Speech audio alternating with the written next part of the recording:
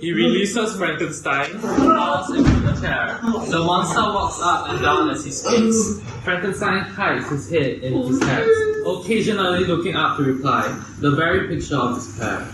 When I came to life, I knew nothing. I didn't know who I was. I didn't know what the world was. Things had no names. The only thing I knew was pain. But I didn't know that was too much later. When I found out what it was called, everything was new, Frankenstein. Do you know how beautiful things are when they are new? Or have you forgotten? Get on. Ah yes, I went down into the town, and they called out their dogs. Creatures full of beauty, with soft fur and bright eyes. I wanted to kneel down and pet them and play with them, but they tore at me with their teeth. And then I knew fear for the first time. I ran to the forest where it was quiet, where there was cold water to bathe my flesh. The moon came up. Oh, Frankenstein, to see the moon for the first time. And I found out what sadness was, and loneliness. Those other beings like myself, they stood upright like me. They had thrown stones and shouted harsh words at me. But they had companions, fellows, friends. Couldn't I find a friend? So I began to look. When did you learn how to speak? By listening, by hiding, and practicing by myself. I found a cottage in the forest where a girl and her brother were living. A blind girl, the only piece of luck I ever had. She couldn't see me. We spoke together. Oh, I would have been her slave. I would have helped them and worked for them. I would have done anything if they only accepted me. But her brother shot me with his musket as if I were a wild beast. It broke my arm. The bullet still in my shoulder. That was when I found out what pain was really like. All alone in the icy mountains, weeping, crying with rage and loneliness. Frankenstein, you can't imagine how I suffered. If you could only imagine it, you'd be on your knees praying to your God for forgiveness. I understand. My God. Your God has nothing to do with me. You are my God. You made me and you owe me happiness. Listen, and I'll tell you the last part of my story. When my wound healed, the bitterness and hatred ebbed away a little. I was still ready to love, still ready to trust. You see what you made, Frankenstein? A creature better than yourself, perhaps? A nature more noble? Who knows what might have happened if, wow, I was more cunning by then. More cautious, I thought. It's only grown men and women who hate me.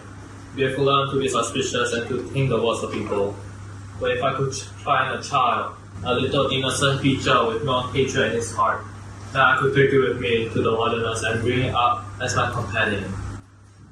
No, not my brother! Be silent! At this point, either in the darkness at the back of the stage or from a trapdoor in the center of it, a child suddenly appears. He is dressed in white, with a white expressionless mask, playing silently. The ghost of William, Frankenstein sees and starts up, but the monster holds him back. I found such a child, a creature like an angel, playing on his own beside the lake. I had no wish to hurt him. I said, "Come with me, little one." And he looked at me, and he screamed. I said, "No, hush, I shan't hurt you, but you must come with me." And he said, "I shall tell my brother, oh Frankenstein, he will punish you, ugly monster."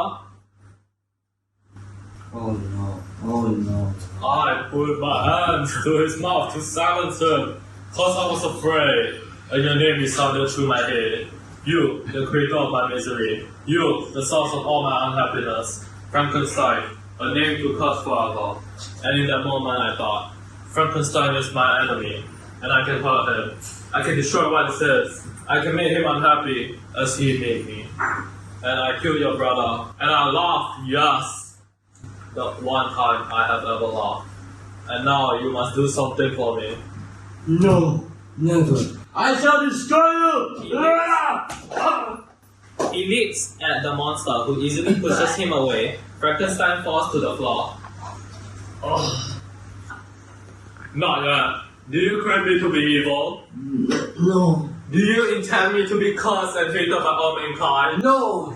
Do you crave it to be good? To be like human beings but stronger, nobler, kinder? To be an image of what humanity might be? Yes, I intended that, but Then finish what you started. How can I be good alone? How can I love when I'm met with nothing but hatred and disgust? Give me a creature like myself, Frankenstein.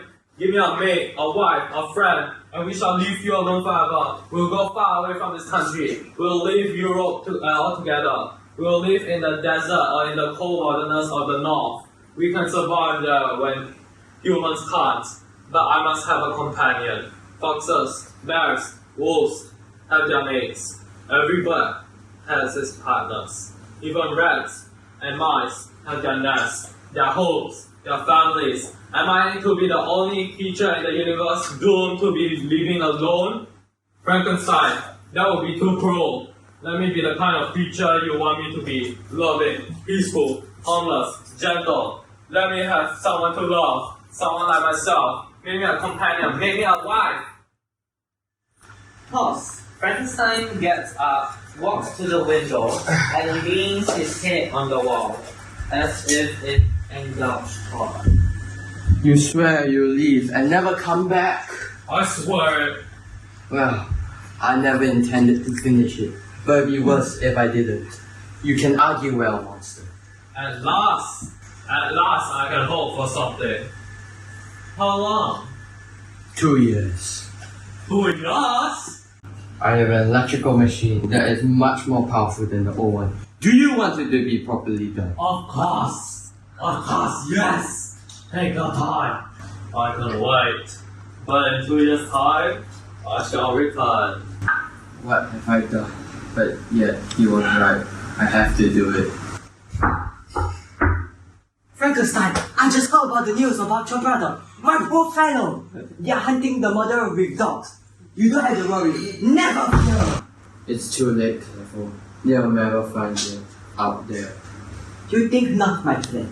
But listen, my friend. You need to calm down. Elizabeth needs you. There are things needed to be done. Frankenstein gets up early. Oh, yes, you're right. Oh, clever. Is that a curse on my family? A curse? No. Only become misfortune. Frankenstein leaves. Clever goes to follow him, sees the closed window, goes to open it, looks out. He seems to be seeing the monster disappearing in the distance. Because he starts with surprise, looks at the door, makes as if to call after Frankenstein, then changes his mind and shakes his head.